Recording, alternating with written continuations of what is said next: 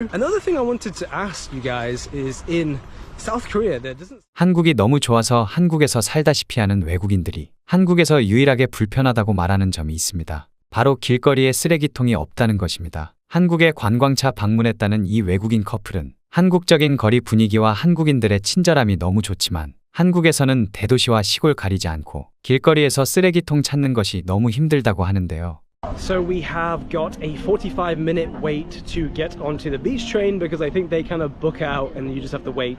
It's not a problem because we're actually going on a nice walk through the city. It is really nice just to stroll here, so I'm not complaining about having to wait. If it was just waiting, sitting down and not having anything to do. Another thing I wanted to ask you guys is in South Korea there doesn't seem to be any bins anywhere to put rubbish. Like it's very hard to basically chuck your rubbish away here. Not just in Busan but in Seoul, in Jeonju. 비단 이들만 이러한 말을 하는 것은 아닙니다. 서울에서 가장 기대하지 않았던 걸 봤을 때라며 한국 길거리에서 쓰레기통을 발견하고 기뻐하는 모습을 담은 영상은 4천만 조회수를 넘기며 외국인들의 공감을 불러일으키고 있을 정도입니다. 영상을 촬영한 비비와 레슬리는 처음 서울에 왔을 때 쓰레기통이 어디 있는지 게임을 하듯 찾아야 했다며 한국에서는 쓰레기통 보기가 힘들다고 말했고 댓글에선 많은 외국인들이 보물찾기나 다름없었다. 서울에 자주 갔는데 한 번도 못 봤다 등 공감한다는 반응을 보였죠. 유럽에서는 길거리 어디서나 쓰레기통을 쉽게 찾아볼 수 있는 만큼 한국을 방문한 외국인들은 불편함을 느낀다고 하는데요. 하지만 흥미로운 점은 외국인들은 한국 길거리에 쓰레기통이 없음에도 길거리가 깨끗하다는 점을 신기해하고 한국 거리에 쓰레기통이 없는 이유를 듣고 나서는 이게 가능하다는 사실에 놀란다고 합니다. 한국 길거리에 쓰레기통이 없는 이유와 이를 안 외국인들이 놀랐던 점은 무엇일까요? 1995년 우리나라는 쓰레기 처리의 효율성과 경제성을 위하여 쓰레기 분리수거와 종량제를 실시했습니다. 그리고 이 정책은 우리 사회에 완전히 뿌리내렸죠. 그 결과 한국인들은 이제 쓰레기는 돈 주고 봉투를 구입해 처리해야 한다는 생각을 당연하게 여기게 되었고 20년 전까지만 해도 찾아보기 쉬웠던 거리의 쓰레기통은 종량제 실시 이후로 점차 자취를 감춰가기 시작한 겁니다. 한편 외국인들은 한국 쓰레기 처리 문화가 번거로움에도 사람들이 비교적 잘 따른다는 점에 감탄했습니다. 해외에서는 쓰레기 분리수거와 길거리 쓰레기 투기 금지를 강제로 시행한다고 하더라도 몰래 버리고 가는 사람들이 많아 제대로 시행조차 되지 못하고 흐지부지되는 경우가 많은데 한국인들은 이를 잘 따르는 게 신기하다는 것이죠. 우리나라는 분리수거 세계 2위에 이를 정도로 쓰레기를 버리는 것에 철저한데요. 하지만 시민이 참여하는 분리수거가 원활히 잘 이루어지는 반면 안타깝게도 정작 재활용이 제대로 이루어지지 않거나 불가능한 경우가 많아 분리수거 물품의 재활용 비율은 고작 30% 정도에 그친다고 합니다. 많은 사람들이 시간과 비용을 들여 분리수거를 하고 있는 만큼 재활용 비율을 끌어올려 사람들의 고생이 헛되지 않게 하고 환경에도 좀 더 도움이 되었으면 하는 바람입니다. 오늘 영상은 여기까지 하도록 하겠습니다. 영상이 마음에 드셨다면 구독과 좋아요, 알림 설정 부탁드립니다. 끝까지 시청해주셔서 감사합니다. 미국 맨해튼에 이런 일을 하는 곳이 생겼어요. 창업자는 한국인이고 올해 초 미국 뉴욕타임즈 편집자 로레타 찰튼이 한국에서 출산을 해 이목이 집중되었습니다. 그녀는 곧장 미국으로 돌아가지 않고 한국에서 몇 주간 더 머물렀으며 자신이 한국에서 출산하며 겪은 바와 장단점을 기사로 썼는데요. 그녀가 한국에서 직접 경험한 내용이 담긴 기사는 많은 국가의 언론사들에 의해 번역되어 보도되었을 정도로 화제가 되었습니다. 이를 본 외국인들의 반응 또한 놀라웠는데요. 그러면 로레타 찰튼의 기사를 번역해 공유하고 외국인들의 반응을 살펴보겠습니다. 밤 12시 무렵 다른 산모 4명이 수유실에 앉아 아기들에게 모유 수유를 하고 있었습니다. 출산한 지 2주도 안 된 한 산모가 이내 고개를 꾸벅거리며 졸기 시작하자 간호사가 들어와 아기를 안고 갔습니다. 그리고 졸던 산모는 자신의 방으로 돌아가 곧 잠들었습니다. 이러한 것은 한국의 산후조리원이 제공하는 사치 중 하나일 뿐입니다. 한국은 세계에서 출산율이 가장 낮은 나라에 속하지만 산후관리 서비스는 세계 최고 수준입니다. 산모들은 호텔 못지않은 숙박시설에서 몇 주 동안 보살핌을 받습니다. 신선한 식사가 하루에 3번 배달되며 아기는 간호사들이 24시간 케어해줍니다. 또 얼굴관리, 마사지, 필라테스뿐 아니라 보육 수업까지 제공합니다. 산모들에게 아기를 안고 트림시키는 방법 등을 수업을 통해 알려주는 것입니다. 산모들은 모유 수유를 해야 하는 시간에만 호출을 받아 나섭니다. 하지만 모유 수유를 하지 않기로 선택한 산모들은 그 시간마저도 자유롭게 보내며 회복에만 집중할 수 있습니다. 아기들은 신생아실에서 간호사들에 의해 하루 종일 돌봐지는데 산모들은 언제든지 자신의 아기를 방으로 데려와 달라고 요청할 수 있고 아기와 함께 시간을 보낼 수 있습니다. 직원들은 건물 곳곳에서 조용히 세탁물을 수거하고 한국의 산후조리 주식인 미역국을 포함한 음식을 배달합니다. 밥과 미역국 그리고 작은 생선 등 많은 음식이 각각의 접시에 담겨 산모들에게 전해집니다. 수유실에서는 전문가들이 모유 수유를 돕는데 전문가의 이마에서 땀이 흘러내립니다. 유연한 필라테스 강사는 수업을 통해 산모의 신체 균형과 회복을 돕습니다. 조리원에는 간호사, 영양사, 소아과 의사 등 전문가들이 배치되어 있습니다. 이러한 조리원에 머무는 비용은 기간에 따라 수천 달러에서 수만 달러가 듭니다. 일반적으로 2주 반 정도를 머무르는데 이는 한국의 관습상 여성의 몸이 회복되는데 21일 정도가 걸리기 때문이라고 합니다. 하지만 한국의 조리원도 처음부터 호화로웠던 것은 아닙니다. 과거에는 산후조리원이 일반화되어 있지 않았습니다. 한국에서는 보통 할머니가 아기를 돌봐주는데 그렇지 못할 경우에 조리원에 갔었습니다. 한 조리원은 사무실 건물에 입점해 있었는데 흡연을 하러 나온 직장인들과 엘리베이터를 함께 사용해야 했습니다. 당시에는 아기를 돌봐주는 간호사도 없었고 방도 작아서 불편했다고 합니다. 김수현 씨는 2008년 산모들이 좋은 환경에서 탁월한 보살핌을 받았으면 하는 마음으로 세인트파크를 열었습니다. 그리고 현재 서울 최고의 조리원 중 하나가 되었습니다. 새 조리원에는 전문가들을 고용했고 산모들을 최고의 서비스로 보살핍니다. 김 씨는 산모들이 출산 후 곧바로 집으로 돌아가 어려움을 겪는 것을 원하지 않는다고 합니다. 이처럼 전반적인 서비스의 질이 향상되면서 조리원을 찾는 산모들이 많아졌습니다. 한국 산모 10명 중 8명이 출산 후 조리원에 갑니다. 임산부들은 자신이 원하는 조리원에 들어가기 위해 임신 테스트기에서 2주를 보자마자 예약 요청을 하기도 합니다. 서울에 있는 인기 조리원에 가려면 임신 7주 차에 예약해서는 이미 늦습니다. 천예림 씨는 서울 최고의 조리원에 예약하기 위해 전화기 2대를 써야 했다고 말합니다. 임신 7주 차인 그녀가 예약 문의를 했을 때 "이제 전화한 거예요?" 라는 말을 들었다고 합니다. 그녀는 결국 조리원 2곳을 찾아 대기자 명단에 이름을 올리고 기다리고 있습니다. 일부 산모들은 산후조리원에 대해 아이 양육 비용 때문에 출산율이 낮은 한국에서 산후조리원은 출산에 가장 좋은 부분이라고 말합니다. 조리원에 머무는 것이 좋은 또 다른 이유는 같은 시기 출산한 산모들과 함께 시간을 보낼 수 있다는 것입니다. 산모들은 조리원을 나간 후에도 연락을 주고받으며 관심사를 공유합니다. 산모들은 조리원에서 좋은 친구를 사귀려고 하고 이 관계는 아이가 크는 동안에도 계속됩니다. 당신의 자녀가 비슷한 계층의 사람들과 어울리기를 원할 것입니다. 한국에서 계층과 비용 문제는 매우 민감합니다. 여기는 마사지와 헤어 트리트먼트 등을 제외해도 2주 산후조리 비용이 6,000달러가 넘습니다. 조리원 비용에 보험은 적용되지 않지만 정부가 출산 장려 보조금을 주기 때문에 조리원 비용에 조금이나마 보탤 수 있습니다. 조리원에 머무는 비용이 비싼 편이지만 한국에서 아이를 낳아 키우는 전체 비용에 있어서는 조리원 비용은 아주 작은 부분에 불과합니다. 이는 한국의 저출산을 설명하는 데 도움이 될 수 있습니다. 조리원에서 인터뷰에 응한 한국인 산모는 이에 대해 한국에서 출산율이 낮은 이유 중 하나는 모든 산후조리 서비스는 단 2주 동안만 제공되고 그 이후에는 육아에 시달려야 하기 때문이에요 라고 말했습니다. 서울에 거주하는 한재미 교포는 올해 3월에 첫 아이를 출산했습니다. 그녀는 조리원에 있는 것이 힘든 출산을 극복하고 회복하는 데 도움이 된다고 말합니다. 그녀는 한국에서의 조리원 경험에 대해 한국에서는 산모의 회복에 매우 신경 쓰고 있습니다. 미국이나 다른 나라에서도 이런 문화가 있었으면 좋겠습니다. 일부 사람들은 갓 태어난 자신의 아이를 낯선 사람에게 맡기는 것에 불안함을 느끼고 산후조리원 시스템을 지적합니다. 하지만 머무는 방과 신생아실이 가까워 멀게 느껴지지 않았고 그런 불안감은 없었습니다. 세인트파크의 대표 김수현 씨는 자신의 일이 이윤을 추구하는 사업이지만 언제나 엄마로서 먼저 생각한다고 말했습니다. 그리고 모든 엄마는 산후조리원을 나갈 때 항상 눈물을 터뜨린다고 합니다.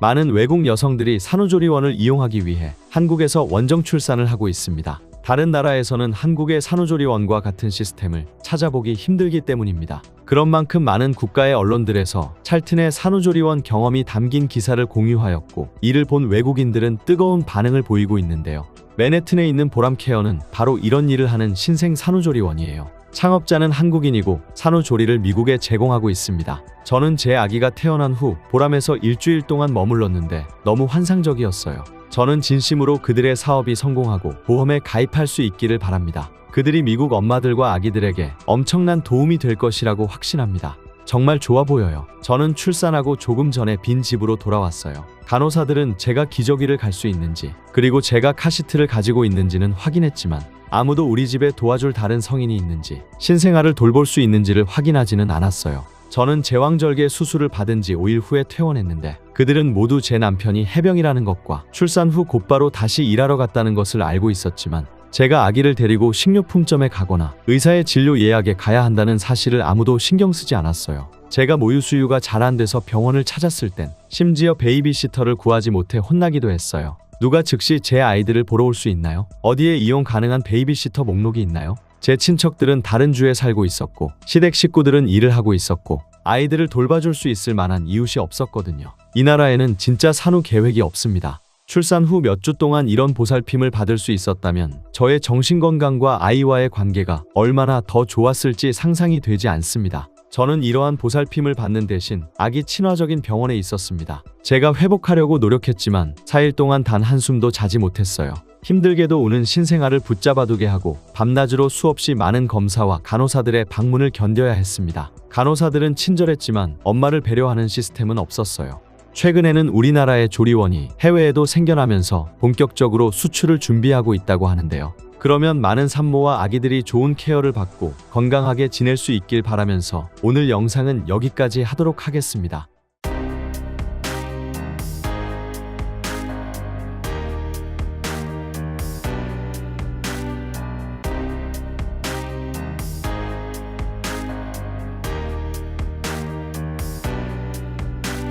아시아인들은 다 똑같이 생겼다는 말 들어보셨나요? 이 말은 작은 눈과 낮은 코 때문에 분간이 안 된다는 대표적인 동양인 비하 발언으로 매년 세계적인 인종차별 이슈를 만드는 문장입니다. 최근에는 벤탄쿠르 선수가 손흥민 선수에게, 몇 년 전에는 독일 언론이 주지훈에게 아시아인들은 다 똑같이 생겼다라는 말을 해서 국내외로 논란이 되기도 했죠.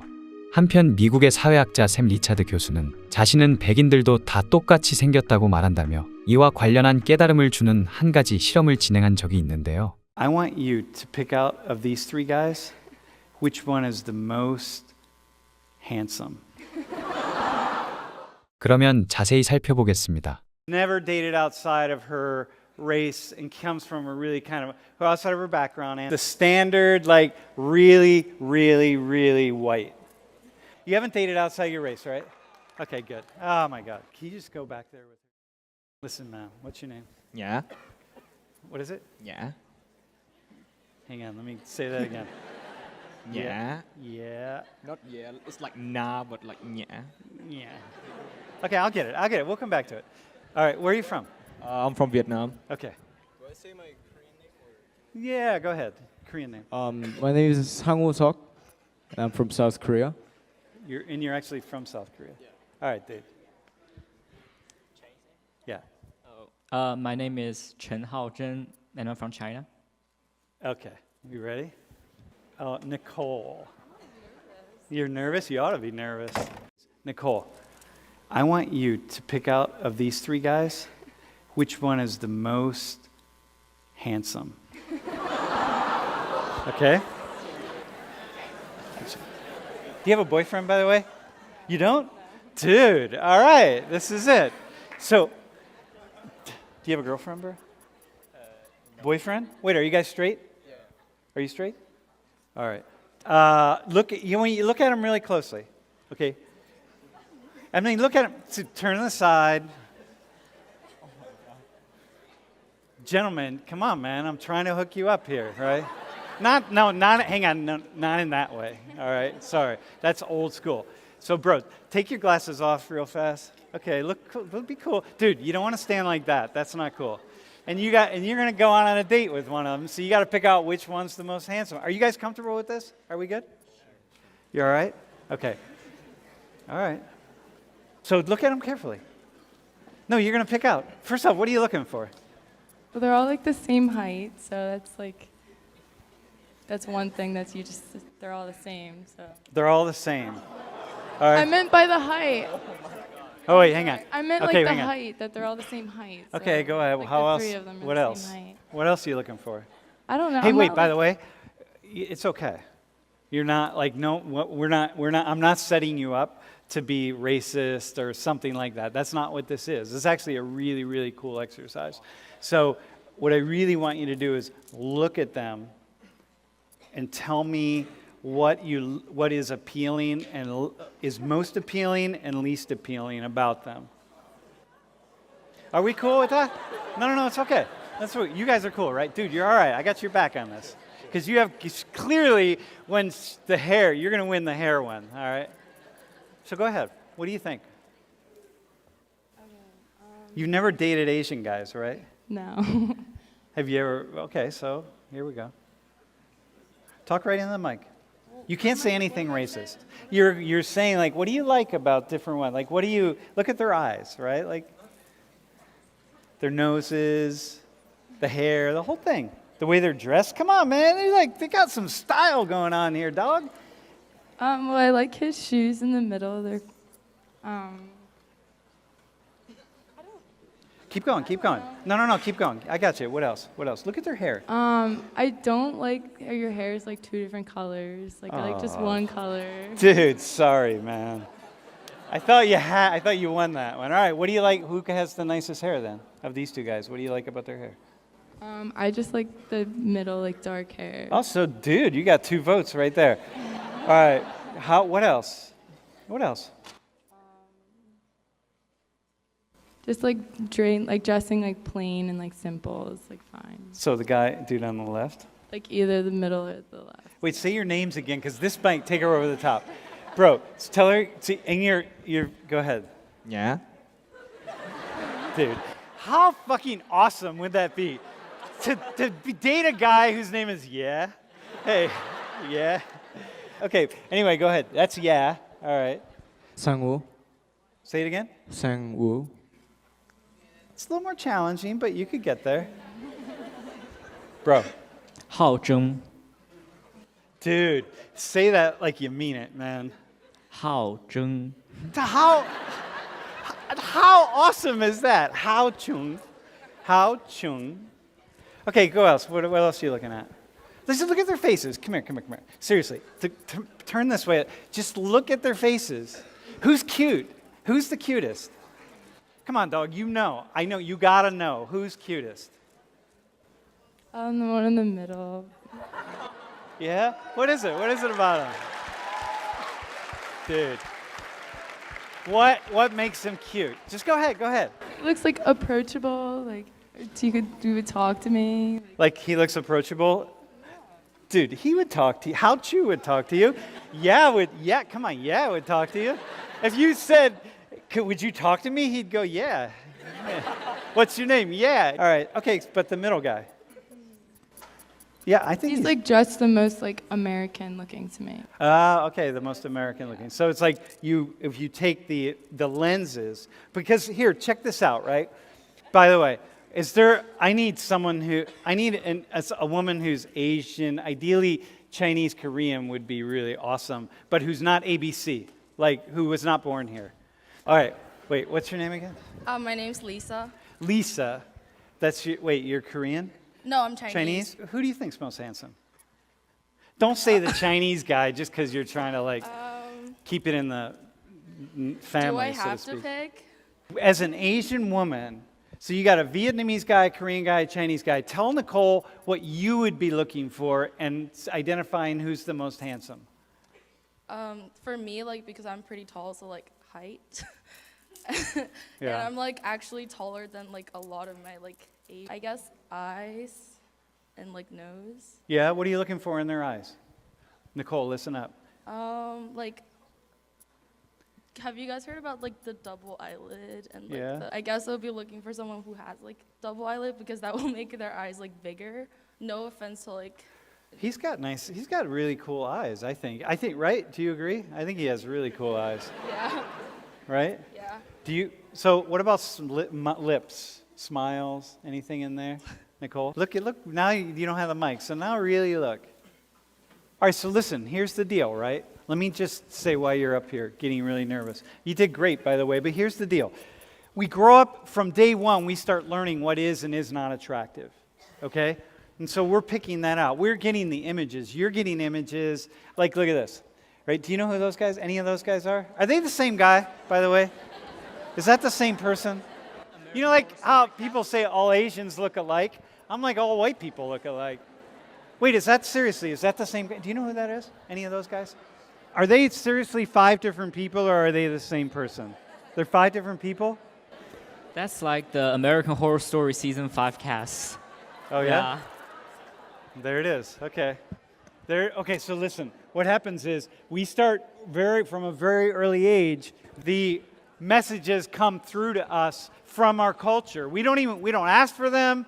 We don't necessarily want them. They just come at us. And we start, even in subconscious ways, picking out what is and is not handsome. And but now what I did was I put you in a different culture. So now, here, stand out here. And I'm saying, take these 3 guys. You've never really looked, I'm assuming you've never really looked at Asian men as a straight woman, Asian men as sex symbols in that kind of way, right? I don't mean sex, but in terms of attractive, like what do I not, which is normal, right? Because you're this white American woman who's like, what? You don't do that, right? If you grew up around a lot of Asian men, you'd have friends like these. You'd know, man, you know exactly what you're looking for, but you didn't, and so you don't.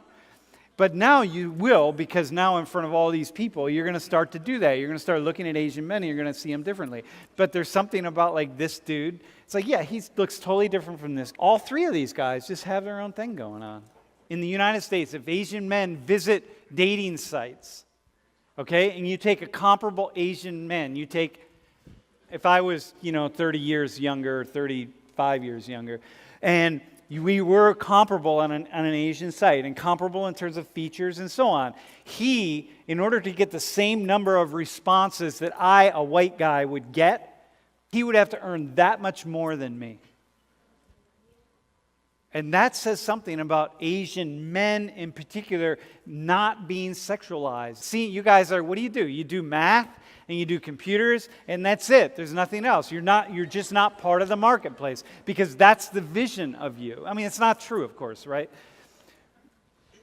You see what it is, right? So now what happens is I say, okay, let's bring some American women or different people up and look at it. You don't even necessarily know what to look for, because how would you? But Lisa does more so, because obviously you're looking at certain things. So you see these guys all the time. Can you go back a slide, bro? If you go back, if you never really spent any time around white people, and you saw these white guys, you'd have no idea. You wouldn't think that they were handsome or not handsome. You would have no idea. You'd be like, whatever, I don't know, like, fuck, they're just like 5 white knuckleheads. So now as you walk through the world, you can look at Asian men, you'll have a different vision. Everybody will, right? Dude, thanks, man. You rocked it. Seriously.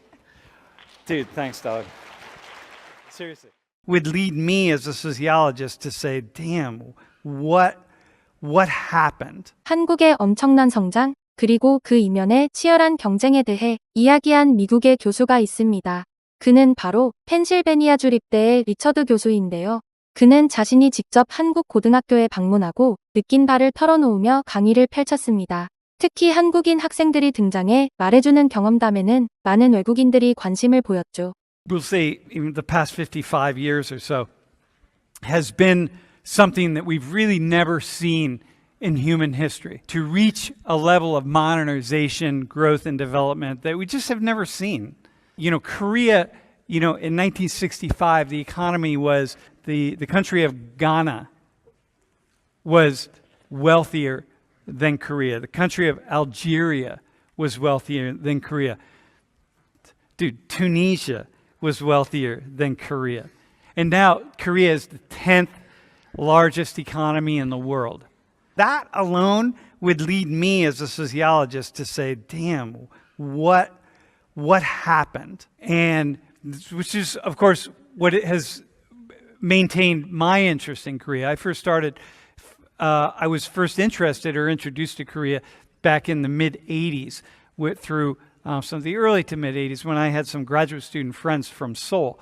And I started to really kind of dig into Korean geopolitics and economics and familiarize myself with the culture and a lot of things. And so, I became just fascinated by Korea. And I have watched it, over the course of the past 40 years just expand.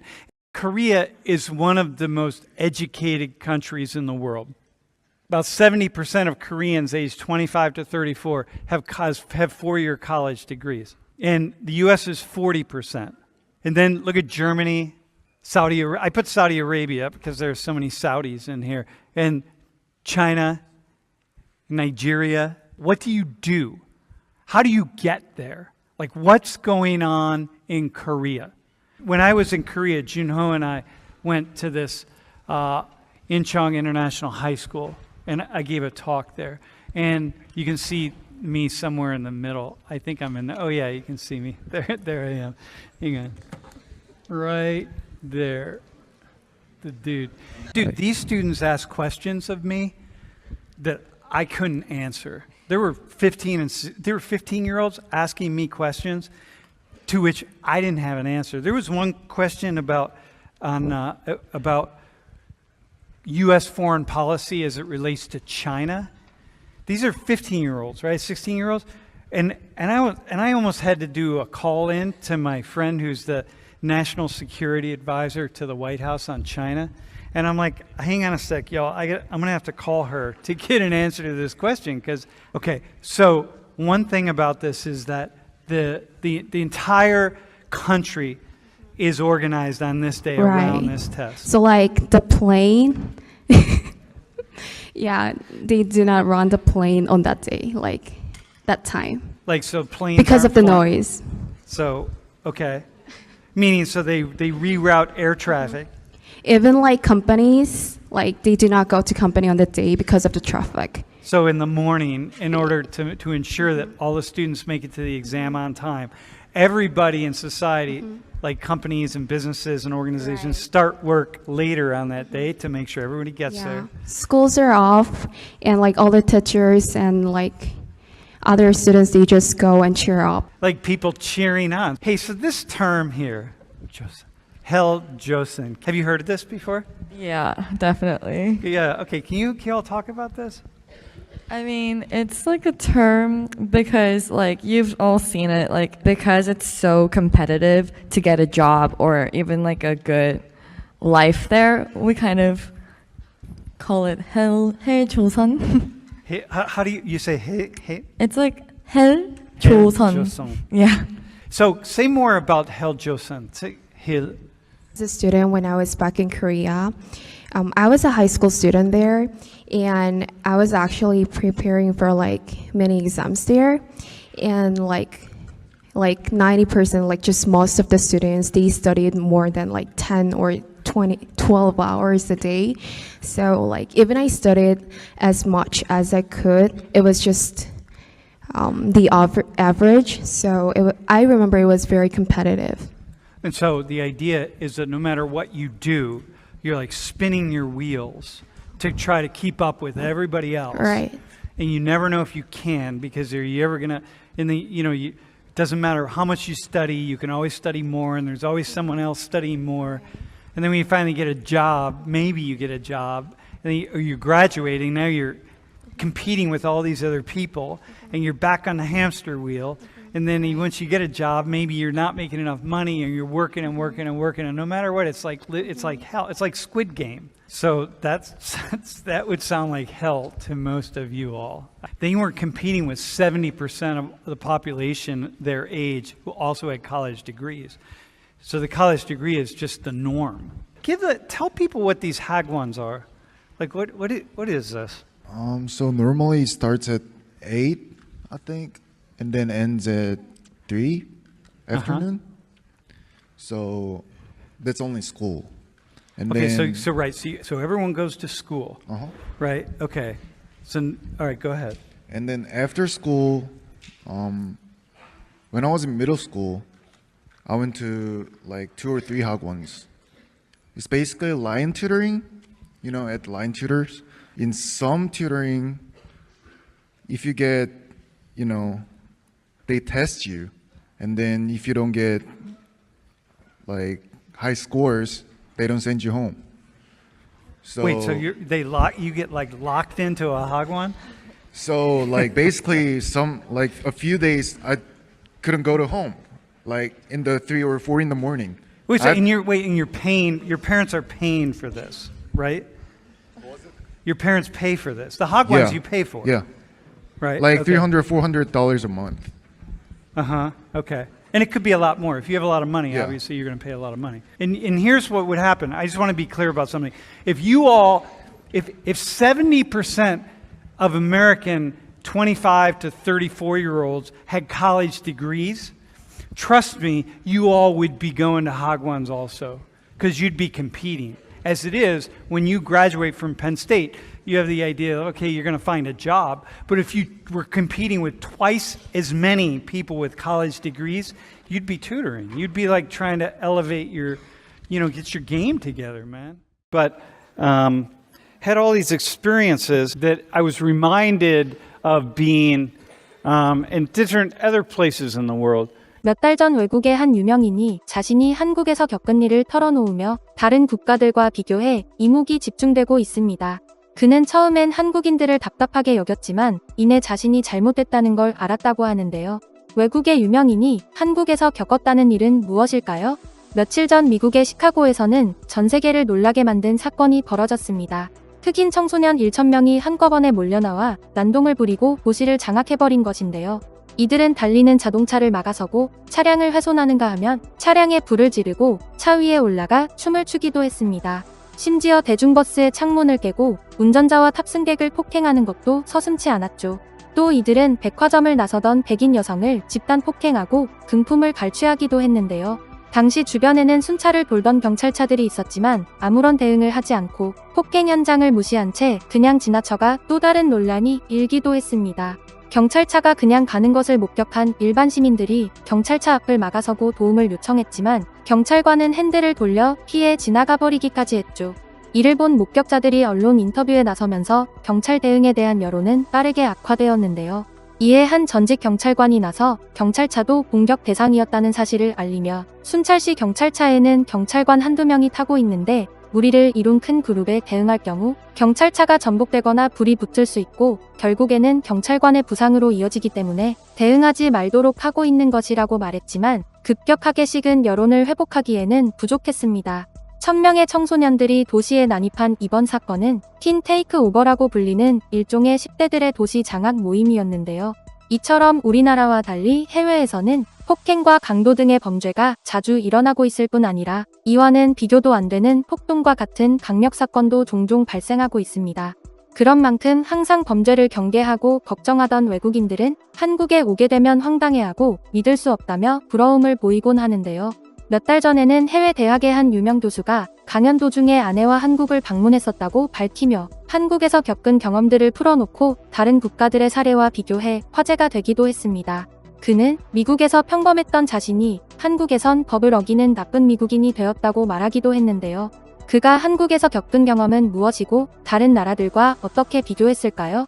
So the past 2 weeks I was in Seoul, and what I realized in Seoul a couple of times, several times actually, but had all these experiences that I was reminded of being in different other places in the world. And I was mostly reminded of being in the Middle East, and where I don't ever think about crime. And I'm walking around Seoul at whatever hour of the day or night, never once thinking about crime. And I was reminded, one time, for example, my wife left her phone on a bench. And, we're in the middle of the city, right? And then she left and was like, oh man, my phone. But never worried that someone was going to take it. Was just worried that she had to get back there to get it because her phone was going to be sitting on the bench. And I think what I experienced in being able to be in public and pull a big wad of money out anywhere, and my phone, just having my phone wherever, it's just a non-issue, right? I'm not going to get robbed at all. And what I realized was how much that crime has impacted me, and just here in most parts of this country, right? So we live in it's a relatively safe area, but the safe area is about 4 blocks. And even right outside our door, of the apartment building, people get robbed. You know what I mean? You go out with your phone and like suddenly someone comes out of nowhere and your phone's gone. And so it's just a constant battle. You know, you get on the non-issue in Korea. Never thought about it. And so what I was thinking is, it'd be really nice to have a conversation about that.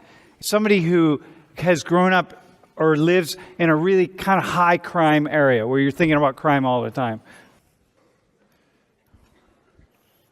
Hi, my name is Shin Young, and just call me Shin, and I'm from South Korea. You're from Seoul, right? Yeah, Seoul, South Korea. Yeah. Hi, my name's Yijing Ling. My friends call me Shannon. I'm from south of China. I'm from New York. My name's Christian. I'm from Bombay, India. I'm from a small town in South Jersey. It's called Hamilton. I'm from Mecca, Saudi Arabia.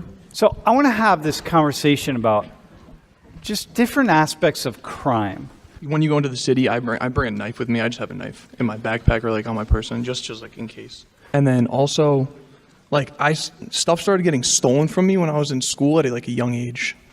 That's just because like, I don't know, kids just like to steal, I guess. So like crime was apparent to me a lot of the time. And then like I knew kids in high school that would like break into cars and just like steal. And then like gangs and stuff were prevalent where I lived. So in Seoul. So what I was saying about Seoul is that like I don't think I think about crime while I'm walking the street. You don't? I don't, but just in case, because my town has so many alleys. Just in case. So what do you mean just in case? In case what? In case like sexual assault stuff. Mm-hmm. So for you, it's as a woman, it's as a that. woman, but not the like robbery or something. I don't think about it. You never think about it. Yeah. And Ijun, same thing with like that. You're not thinking about that stuff. Yeah.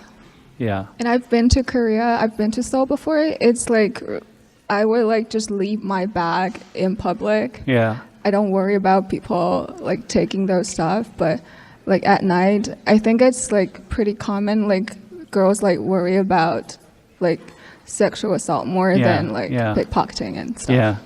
You know, so the story I gave about Lori and her phone, that you relate to that. Like she left her phone on the bench. What happened was we ended up calling her phone and someone picked it up. And I was with someone who was Korean, so she talked to them, and they said, "Oh yeah, no, the phone's right here." Well, and we said, "Okay, we're going to send her back to get it." And they said, "Okay, yeah, but we can bring it to you." And we're like, "No, that's okay. We'll just come back. It's easier." Sarah, do you have questions for them? Like, like how would that be? What would it be like for you to be in a city like Seoul, where there's? I was actually it reminds me, I was in Wildwood, New Jersey a couple years ago, and I left my phone in the bathroom for probably about 10 minutes, and I came back and it was gone. So, I mean, that's kind of relatively the same area as me, but like hearing their experiences, it seems like the phone would still be there, so I couldn't imagine that. Do you feel like that for like in general? Do you feel like people are really following the rules?